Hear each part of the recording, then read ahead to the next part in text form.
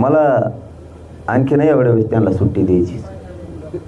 एवढ्या वेळेस निलेश राणे साहेबाला विशेष करून माझं सांगणं आहे, तुम्ही त्यांना थांबवा, तुम्ही त्यांना थांबवा. कारण मला सुद्धा काही मर्यादा आहेत. आता मी कचड्याला लागेल धुवून काढीन, मी सोडणार नाही इथून पुढं. हां, कारण मला सुद्धा मर्यादा आहेत. तुम्हाला काय बोललो आम्ही? चला, काय बोललो तुम्हाला? नारायण राणे साहेब या शब्दाबद्दल माझ्या तोंडातून बरं शब्द आहे का? अरे बाबा, नरेंद्र मोदी साहेबाला सुद्धा स्वाभिमान आहे ओबीसीचा. कारण त्यांनी 2 भाषणात असं बोललेलं आहे. ती उदाहरणार्थ जर आम्ही त्यांना बोललो असतो तर तुम्ही तर आता छाती पिढीता मराठा मराठा, मी तर मराठ्याकडून बोललो, मग तर तुम्ही आमच्याकडून बोलायला पाहिजे. तुमचा काय संबंध रे त्याच्याकडून बोलायचं त्यांच्याकडून बोलायचं? काय संबंध? तुम्हाला बोललो आम्ही काही? तुमच्याबद्दल काही शब्द काढला? तुम्ही कोणत्याची रिवडणार त्यांची तिकडची? तुम्ही कोण? अरे त्यांना जर स्वाभिमान आहे, ते त्यांच्या भाषणात म्हणलेत ओबीसीच्या बद्दल, तुम्ही तर मग मराठा म्हणून आरक्षण पाहिजे म्हणता मला स्वतःला. तर मग आम्ही तर मराठ्याच्याच बाजून बोललो, तुम्हाला तर स्वाभिमान पाहिजे होता आमच्या बाजूनं बोलायचा. तुम्ही एकटेच काय ते काय तिरशिंगराव लागून गेले काय? मग तुम्ही काही मर्यादा येता. मी तुमच्याबद्दल काही तुम्हाला मानतोय म्हणून मी बोललेलो नाही. आणि इथून पुढं माझी शेवटची विनंती आता निलेश राणे साहेबाला, त्यांना नीट समजून सांगा, दुसऱ्या बारीने मी सोडित नसतो.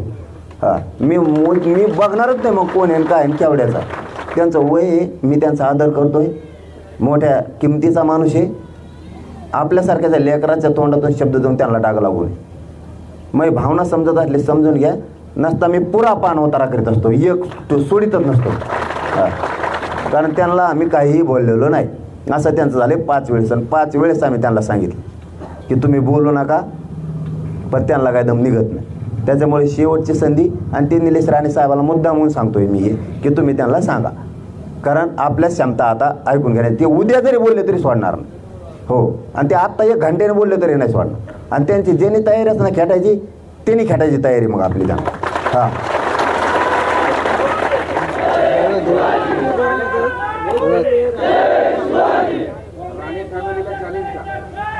ते जर मला म्हणत असले मराठ्यांची काय ताकद आहे, मला चॅलेंज देत असले ना, ते जर मला चॅलेंज देत असले ना, तर मग मी बी लय नमुना आहे. ते जवळपास त्यांना बऱ्याच जणाला माहिती आहे. मग हां, त्यांना बी माहिती आहे मग मी काय ते, मी बी मराठाचे ना. मग पण आपल्यात आपल्याला अपमान नाही करायचं म्हणून मी आत्ता बहुत गप्प बसलेलो होतो.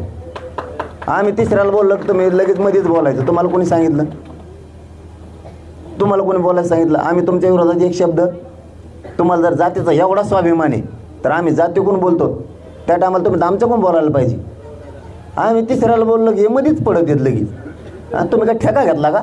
आणि तुम्ही मध्ये पडाल, तुम्ही गुंड आहेत. आणि इथं सामान्य मराठी काय कच्चे समजले काय तुम्ही? मग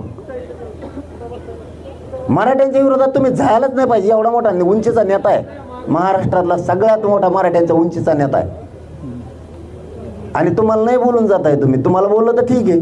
आणि आथरुणात पडून नाटक उपोषण 4 दिवस करून बघा, कुंकुन हवा निघन ना, मग कळत. हां,